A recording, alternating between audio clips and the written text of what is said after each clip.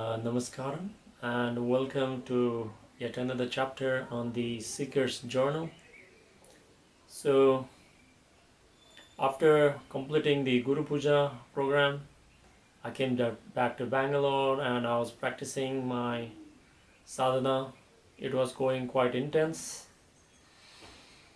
but still, I was not established. The experiences were here and there. It was more frequent, but still there was still some hits and misses. I was doing my practices regularly. I was attending the volunteering sessions, which actually helped me to learn and do course correction on my practices also. So another thing is it's very important that even if you are after you have learned, you can attend whenever there is opportunity. You can volunteer for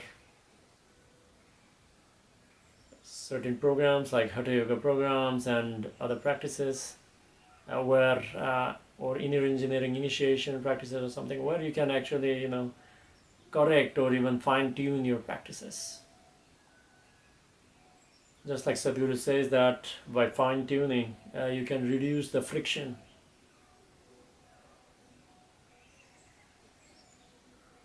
So at this period of time,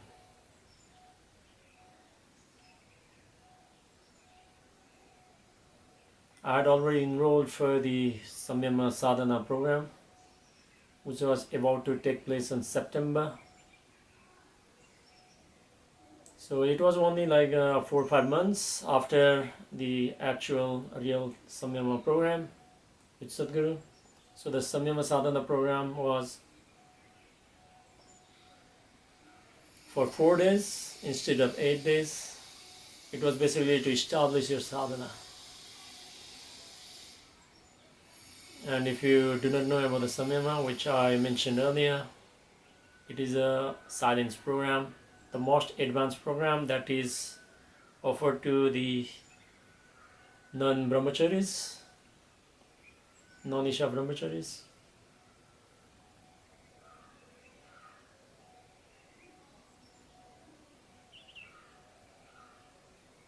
So I was preparing for that one. I was having a raw food diet, raw vegan diet.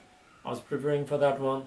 And at the same time, we're volunteering for the local center for the inner engineering initiation.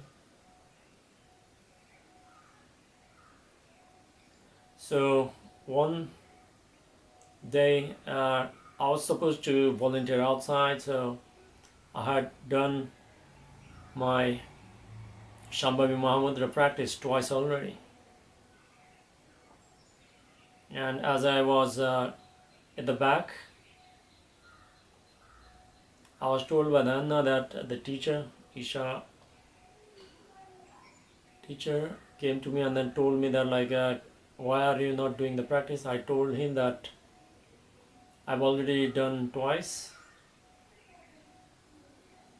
So I went to the front next to the switchboard and just sat down because I've already done twice. So it was the second initiation.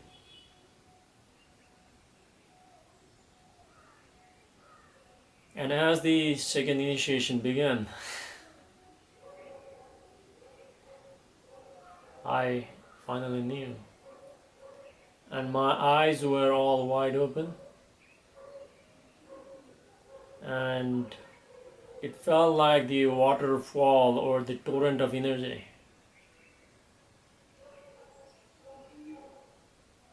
Even now, while I'm explaining this,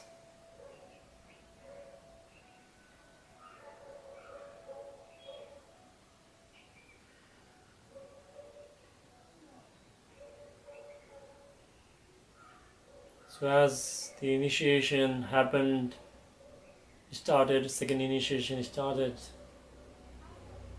and Isha teacher was just walking past me. A huge torrent of energy came in and I finally knew.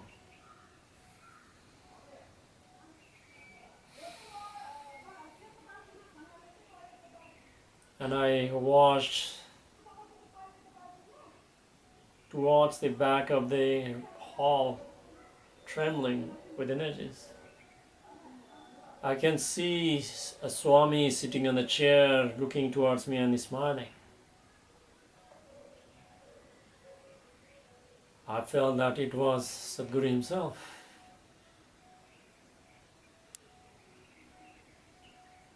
And as the initiation progressed, as the energies became more intense and unbearable, I closed down my eyes and let the energy go through, up,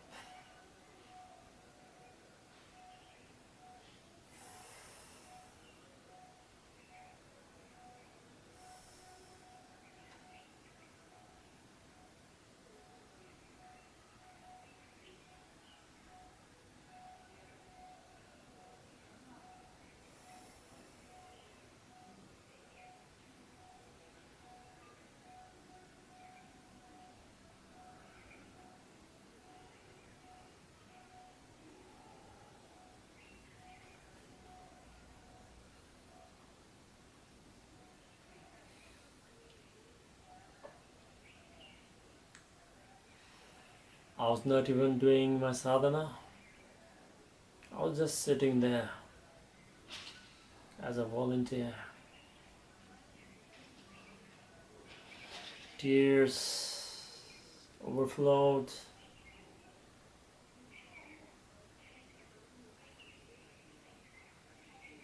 The initiation ended.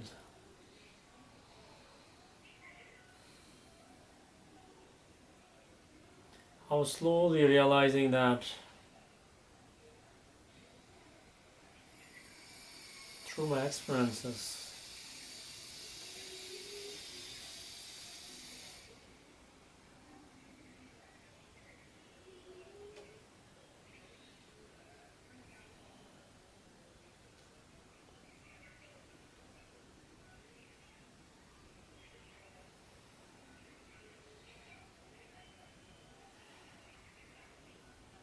beyond what Sadhguru means to me, I came to first-hand experience, at least in my experience. I cannot claim I know, but through my experience, I came to know what Sadhguru actually goes through when he initiates people. What he goes through when he initiates people. Because at that moment, there is no one separate from yourself. At least in my experience again. Use this disclaimer. Don't take it as a truth. At least in my experience.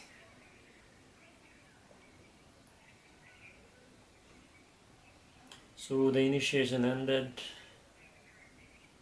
And it was since the Bhava Spandana I had this uncanny, or what do I want to say? The Swamis were always, Mas were always different. Sometimes they felt just like human. Sometimes beyond.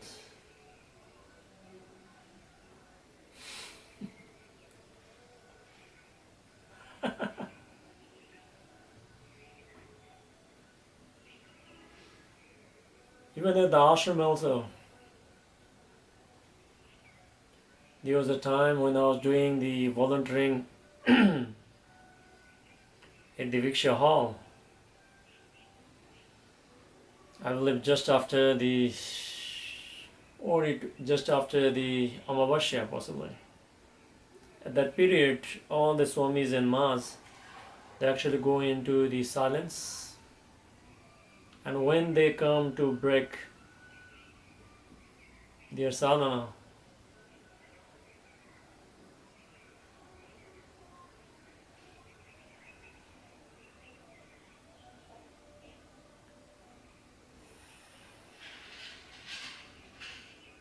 now continuing this video is becoming unbearable.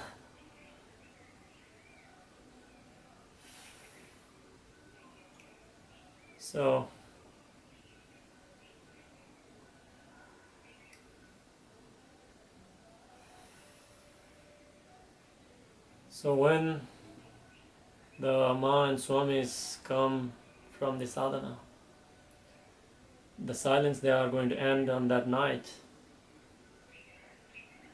they only take the kanji diet. If you know, it's a raw vegan diet, mostly with fruits.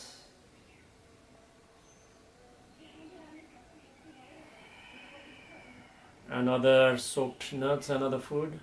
So this is the only day, only night I would say, that only the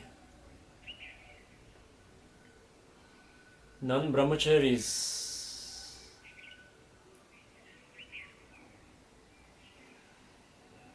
can actually serve them in the Viksha hall. Because other times I've seen that the swamis and mas, they serve themselves. Since they're in a silence,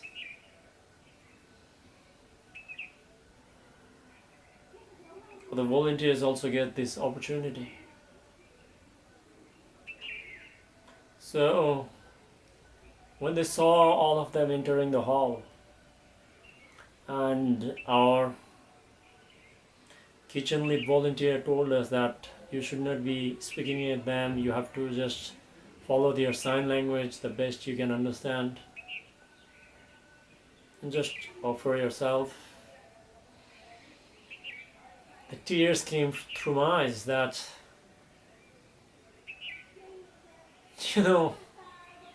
at least from my experience, that, I'm here for my personal growth, seeking enlightenment or self-realization or whatever you want to say, call it. But these mas and swamis, they have devoted their entire life. And without them, without their sadhana, the initiation, powerful initiations like Bhavaspandana, Shunya, or even Samyama may not happen. So for me, it was no different to serve the Swamis or the Sadhguru.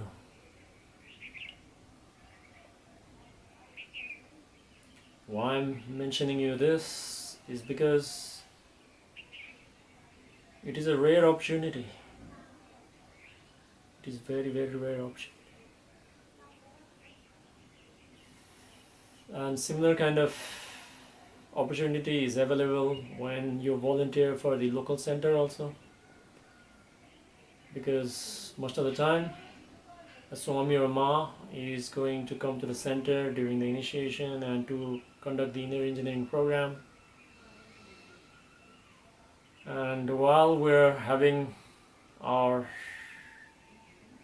initiation food, even during the volunteering, one of the Swami came in, and one of the volunteer Raka was going to serve the food to him. And I was sort of,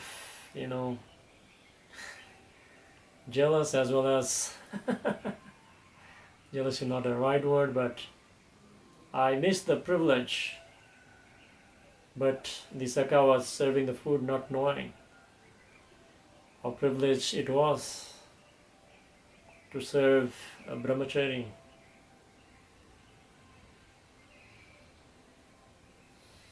So later on, I texted the Akka and then told her significance.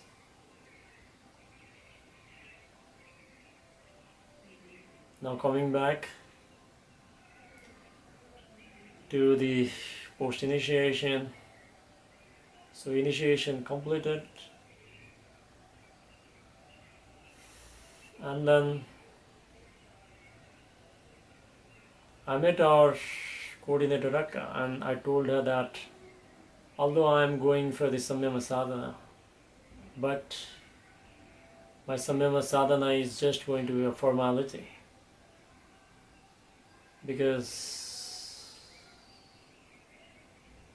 whatever had to happen has happened here of great magnitude.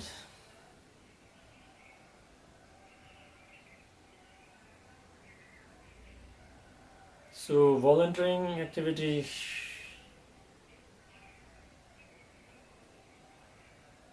is must for a seeker.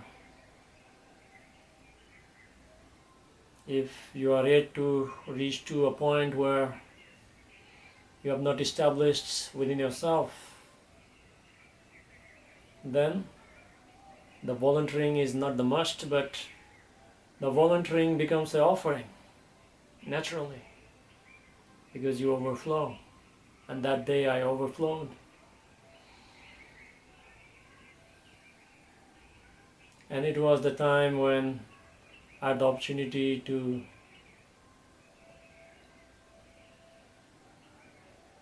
chant alongside the volunteers, the Guru Puja during the inner engineering program. So I strongly recommend that you do whatever it is possible for you to attend all the programs if possible for you. If not, at least do as much as you can, because we're dealing with the real thing at Isha. We're dealing with the real thing. I've been through the Buddhist way, Zen way, I've been through the Osho way, I've been to the Ramana Maharshi way. And this is the real deal. This is the real deal. Even if you have experienced in the past something that has touched and went, Isha is the only way that is going to make you happen, to make you establish into whatever name you want to call it. The grace, the God, the divine, self-realization, ecstasy, samadhi, whatever you want to call it. It's here, it's right here, and it's possible through Isha. So I'll be sharing you in the next chapter, although I thought that I had reached to the ultimate, but this was just the beginning.